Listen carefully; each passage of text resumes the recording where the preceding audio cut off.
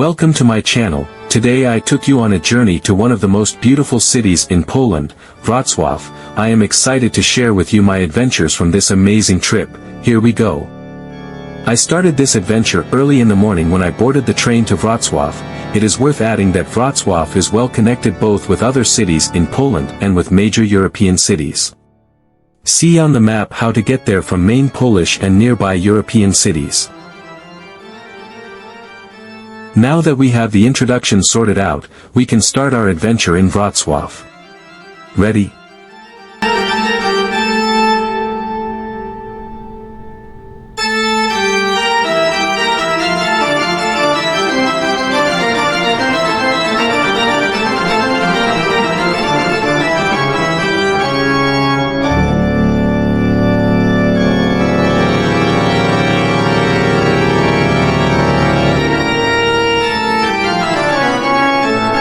The first stop on my tour was the impressive Sky Tower, the tallest skyscraper in Poland outside Warsaw. After getting off the train around 8:30 a.m., I headed towards it. Walking this modern part of the center of Wrocław took me about 20 minutes, but of course there is the option of taking a tram or bus for those who prefer to walk a little less. Entry to the viewpoint is organized every half hour. It's good to book tickets online, which I did before, but I didn't receive any confirmation. I was concerned, but fortunately, the matter was quickly resolved at the ticket office where I received my tickets. Finally, at 9:30 a.m., I took the elevator to the viewpoint, 200 meters high. Even though part of the terrace was closed, I could still admire the dazzling panorama of Wrocław and Lower Silesia. But what amazed me the most was, of course, the height. Standing at such a height, I felt like I was on the edge of the world. After about 15 minutes at the viewpoint, I took the elevator down, ready to explore more. As for practical information, tickets to the viewpoint can be booked online, although it is worth being prepared for possible confirmation problems.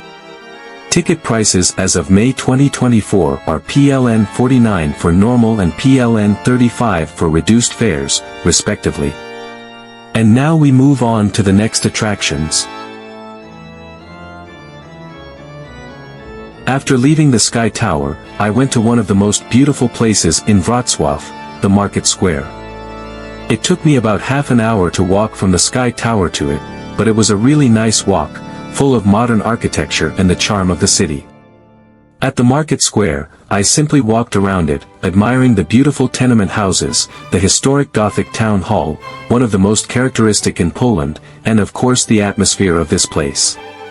It was full of people, and I even had the opportunity to see a concert of one of the famous Polish singers.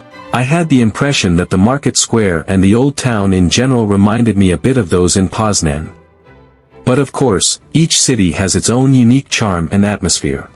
As for practical information, the Market Square in Wrocław is one of the largest in Poland and is full of cafes, restaurants, souvenir shops and various stands. It is worth walking around to admire the architecture of historic tenement houses and do souvenir shopping.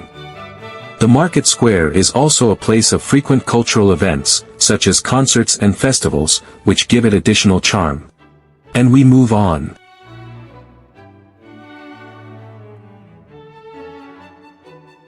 After leaving the Market Square, I went towards the impressive Basilica of St. Elizabeth, which is located right next to one of the corners of the Market Square.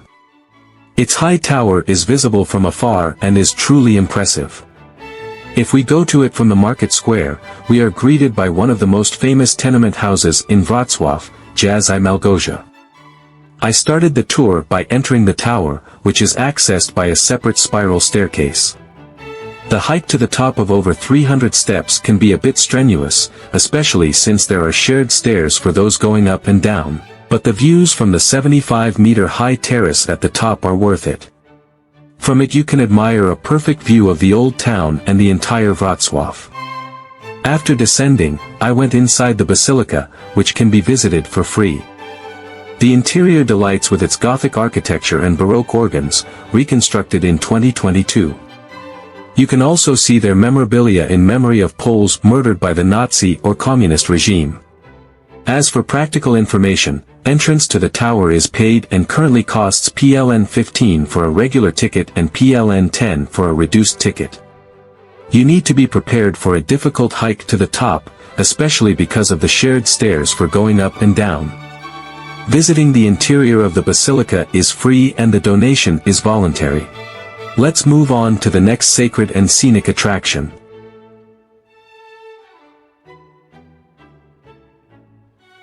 After leaving the Basilica of St. Elizabeth, I went to the opposite part of the market square, where another attraction is very close, the impressive Cathedral of St. Mary Magdalene.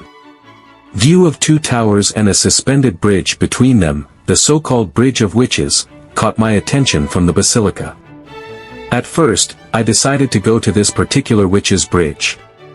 The stairs here were wider and straight, and the blue lights and ominous laughter played from the speakers added to the atmosphere of mystery. However, towards the top floors, the stairs were graded and a pit was visible beneath them, which made the atmosphere more and more disturbing. I finally climbed onto this bridge, reaching a height of 45 meters.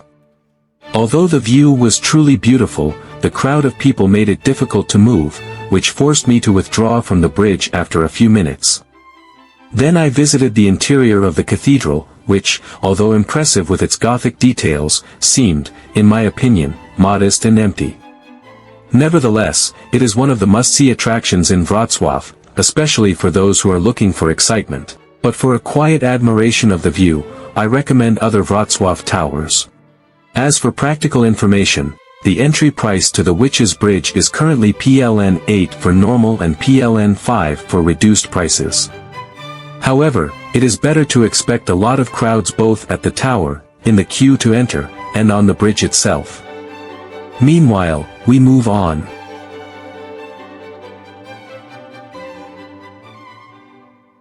After visiting the Cathedral of St. Mary Magdalene, I headed towards the University of Wrocław, famous for its impressive building. Unfortunately, although it is usually open to the public, it was closed on the day of my visit. However, nearby there is the University Church of the Holy Name of Jesus, which, despite its inconspicuous facade, hides an amazing Baroque interior.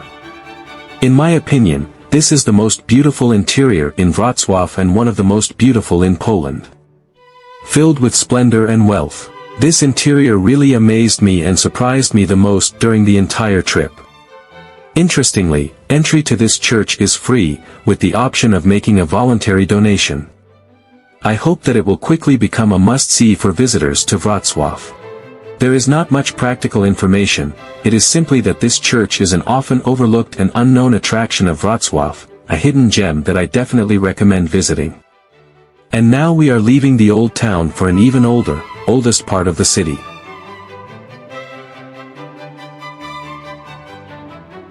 After visiting the University Church, I went towards the most important temple in Wrocław, the Cathedral of St. John the Baptist on an island called Ostrotumski.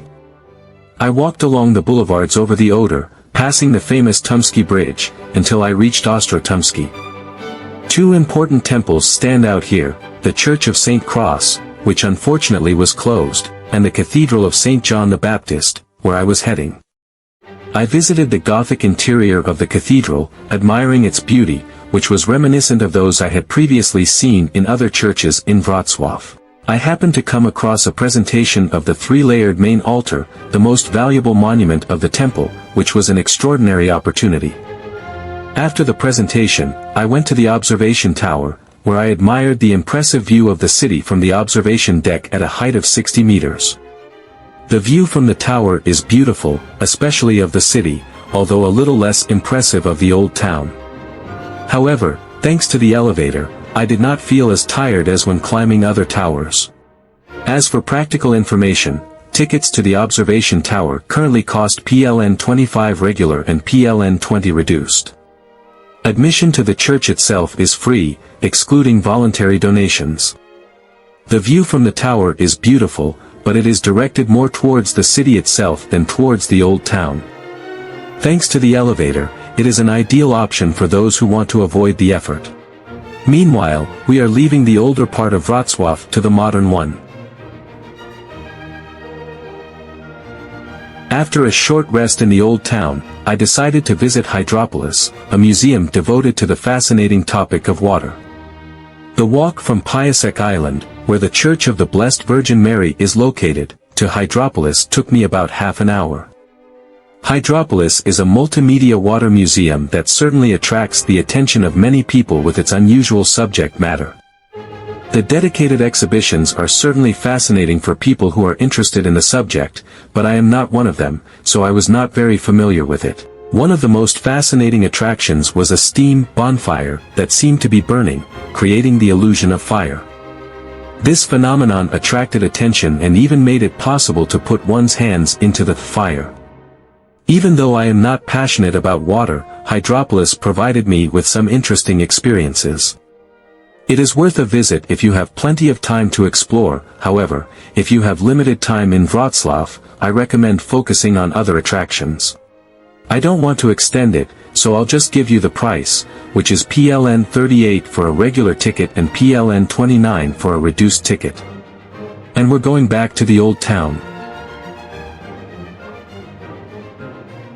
As I left Hydropolis, the sun was already starting to set. I returned to the market square to enjoy the atmosphere of evening Wrocław. However, I was limited by time, as I had a return train soon. I also walked through Plac Solny to the Neon Gallery, which gives the impression of being on the set of a futuristic movie. This magical place comes alive at night, when illuminated neon lights create a unique atmosphere. Unfortunately, I had to quickly run to the train station because I was running out of time. However, the train was late, and I still managed to buy a shake at McDonald's, which was a nice touch at the end of this amazing trip. If you are looking for a quick and economical meal, especially when you have limited time, you may want to consider one of the well-known fast food chains. This is a great option for quick and tasty dishes that will allow you to get back to sightseeing quickly. However, if you want to enjoy refined taste in a unique atmosphere, it is worth visiting a restaurant. However, remember that prices can be high. During this one-day trip, I obviously didn't have time to visit all the attractions, of which Wrocław has many. I am now going to mention the most important ones. The first one is certainly the most famous zoo in Poland, which I visited a long time ago and I recommend it. It is famous for the Africarium, the largest oceanarium in Poland devoted entirely to Africa. Another one is the Centennial Hall, located next to the zoo, an icon of Wrocław's architecture, included on the UNESCO World Heritage List. It is a place of great historical and cultural importance, where numerous events, concerts, fairs and exhibitions take place.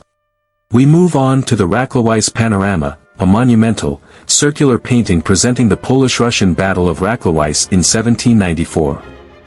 It is one of the largest painted panoramas in the world and an important cultural attraction of Wrocław.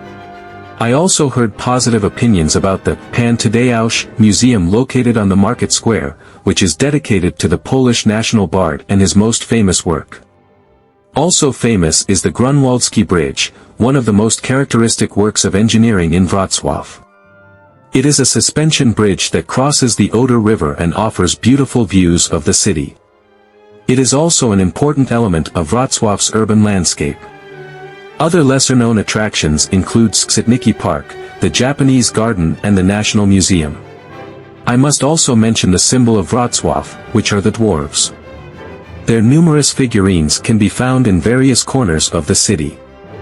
Due to limited time, I unfortunately did not have the opportunity to look for them, but they are an integral part of the city's character and an interesting diversification of the trip. To sum up, a journey through Wrocław is an unforgettable experience, full of fascinating places and historical attractions. From impressive skyscrapers to charming monuments, the city offers something for everyone. Thanks to this trip, I was able to discover not only the beauty of Wrocław, but also its rich history and culture. Well, in the meantime, thank you to everyone who accompanied me on this amazing journey around Wrocław.